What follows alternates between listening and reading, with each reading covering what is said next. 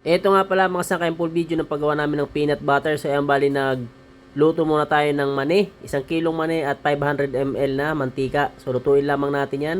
So bali sa pagluluto mga sangkay is tinikman namin kung okay na ba, kagaya ng nabibili nating mani sa labas, 'di ba? Kapag malutong na, ayun, tinigil na namin sa pagluluto at pinatay na namin yung kalan bago namin nilagyan ng 2 to 3 tablespoon na margarine. So ayan, bali tunawin lang natin yung margarine at kapag natunaw na ay halu-haluin lamang natin at palamigin muna natin bago natin ilagay yung ibang mga ingredients. So bali first time lang namin gagawa nitong peanut butter at nagawa naman ng maayos, naging maganda yung outcome nitong aming pampalaman na peanut butter. At kapag malamig na, ilagay na natin yung ating mga ingredients. Ayan, pinch lang ng asin mga sangkay, pambalance lang sa tamis. At minikos-mekos na ni Insan. Ayan si Insan, no? Nagmekos-mekos na.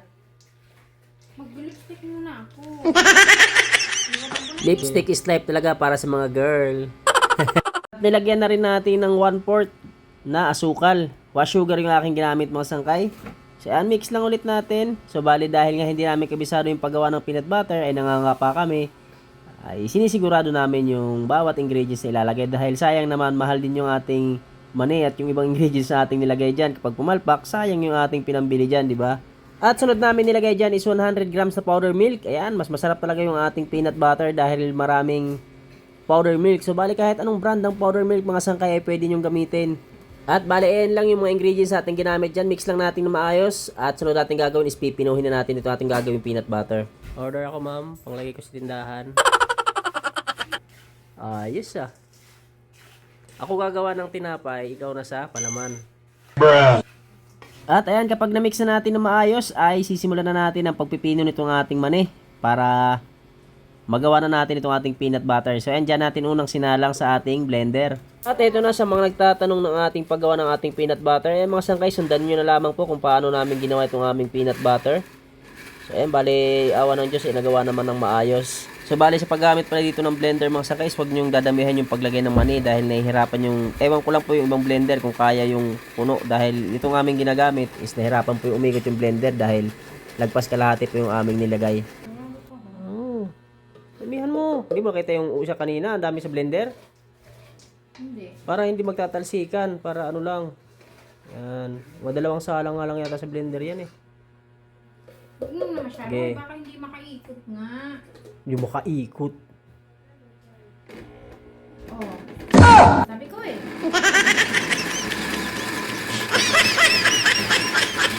At ito na nga mga sangkay, nahirapan na nga umikot yung blender dahil nga sa katigasan ng ulo ko.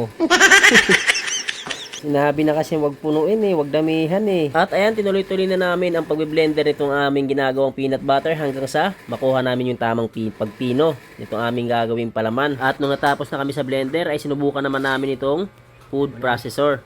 So yun mga sangkay, kung sakaling wala kayong idea sa paggawa ng peanut butter at gusto nyo gumawa ng sarili nyong peanut butter, ay ito try nyo itong ating recipe. Napakadali lang gawin at madaling sundan.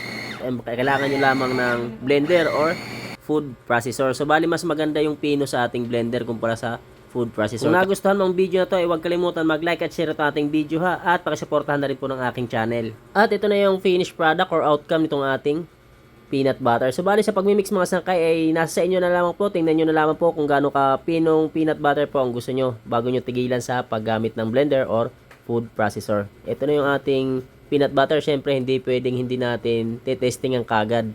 So ayun, kung mapapansin yung mga sangkay oh, napakarami nang nagawa sa 1 kilong mani.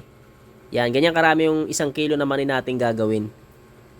Thank you for watching mga sangkay. See you on my next video. Sana makatulong itong ating video.